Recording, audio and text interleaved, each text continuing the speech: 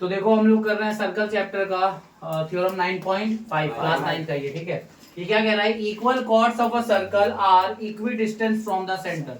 मतलब क्या है कि अगर आपके सर्कल के कॉर्ड्स बराबर हैं, अगर आपके सर्कल के कॉर्ड्स क्या हैं, बराबर हैं, तो सेंटर से वो दोनों एक दूसरे से बराबर दूरी पे होंगे। हमारा कॉर्ड क्या है, ए बी, और यहाँ क्या है कॉर्ड हमारा सी डी। अगर इनकी लेंथ बराबर है, यानी कि ए बी सी डी के बराबर है, देन तब ओ एम और ओ एन, ओ हमारा सेंटर है, ओ से ए बी की जो डिस्टेंस है उसे हम ओ एम कह रहे हैं, और सी मतलब ओ से सी डी कॉर्ड की जो डिस्टेंस है हम उसे ओ एन कह रहे हैं। तो हमें ए बी जो है वो सी डी के बराबर दिया हुआ है, कॉर्ड बराबर दी हुई है। तो ये थ्योरम ये कह रही है कि अगर ऐसा होगा तो O M equal to O N, यानी कि जो डिस्टेंस है सेंटर से दोनों कॉर्ड का वो बराबर होगा। अच्छा, जब भी हम कोई चीज का डिस्टेंस नापते हैं और अगर वो लाइन है तो हम क्या होता है, किसी पॉइंट से नाप रहे हैं तो हम उसका शॉर्टेस्ट डिस्टेंस लेते हैं, शॉर्टेस्ट पाथ लेते हैं, और जो शॉर्टेस्ट पाथ है वो परपेंडिकुलर जरूर बनाता है, ठीक है। इस बात का ध्यान रखना, ठीक है। तो यहाँ पे हमें प्रूव क्या करना है कि ए बी जो है वो सी डी नहीं है, ए बी सी डी के बराबर दिया है, हमें प्रूव क्या करना है कि ओ एम जो है वो ओ एन के बराबर है, ठीक है। तो यही चीज है जो हमें इस लाइन से पढ़ के पता चली। हमें गिवन क्या क्या है, हमें गिवन है इक्वल कॉर्ड्स, क्या दिया हुआ है हमें, इक्वल कॉर्ड्स दिए पड़े, क्या दिए हुए हैं, इक्वल कॉर्ड्स ऑफ सर्कल। और कौन से इक्वल कॉर्ड्स है हमारे, ए बी और सी डी, वो बराबर है। टू प्रूव, हमें प्रूव क्या करना है कि ओ एम जो है वो ओ एन के बराबर है, हमें प्रूव करना है, ठीक है। मतलब सेंटर से उनकी दूरी बराबर है, बोला ना इक्वी डिस्टेंस है सेंटर से उनकी दूरी। इसके बाद प्रूफ में देखो, सबसे हमने क्या करा है, ओ एम जो ओ एम को एक लाइन कंस्ट्रक्ट कराई, ओ एम ए बी पर और ओ एन सी डी पर, जो कि क्या है, परपेंडिकुलर है। तो देखो ओ एम जो है ए बी पे 90 डिग्री बना रहा है और ओ एन जो है वो सी डी पे 90 डिग्री बना रहा है, तो हमने लिख दिया कंस्ट्रक्शन के थ्रू।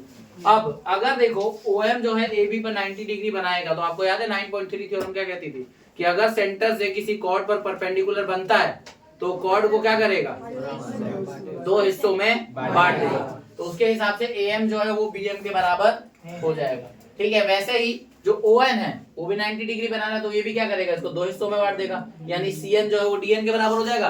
9.3 कल मैंने बताई थी तो उसमें बताया था ये, ठीक है।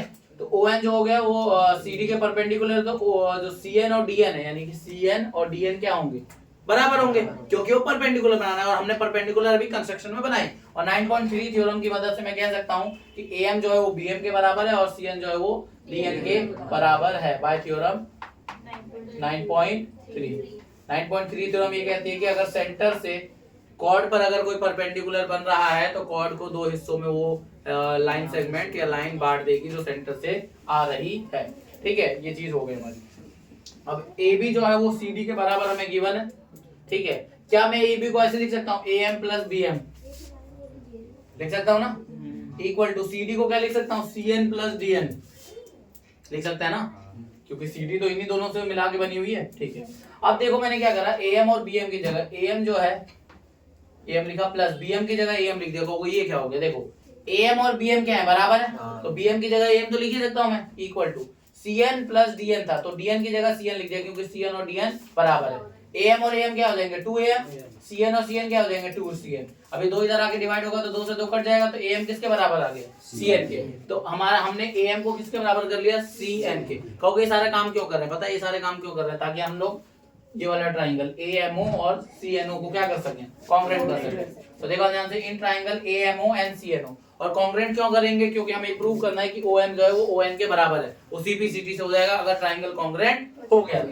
तो ए एम ओ और सी एन ओ को लिया, ए एम ओ, इसमें देखो ओ ए और सी एन ओ में ओ सी दोनों बराबर है। कारण क्या है, दोनों सर्कल की रेडियस है, और एक ही सर्कल की जो रेडियस होती है वो आपस में क्या होती है, बराबर होती है, ठीक है। तो बराबर हो गई। इसके बाद देखो ये वाला एंगल ओ एम ए और ओ एन सी, ठीक है, ये दोनों क्या होंगे, 90 डिग्री, ठीक है, सही है ना।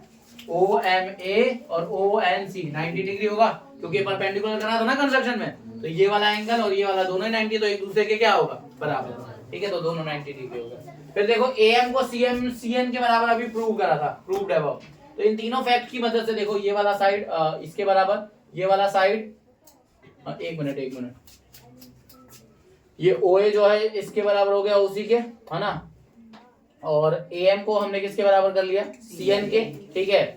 और क्या नाम है, ये 90 डिग्री होगा, तो राइट एंगल हो गया, ये हाइपोटेन्यूज हमारी बराबर हो गई, और ये क्या हो गई हमारी साइड। तो यहाँ पर देखो सबसे पहले ये राइट एंगल, ये फर्स्ट हो गया राइट एंगल। सेकंड में हमारा हाइपोटेन्यूज बराबर निकला, सेकंड ये फैक्ट हो गया। और तीसरा हमारी एक साइड बराबर निकल गए।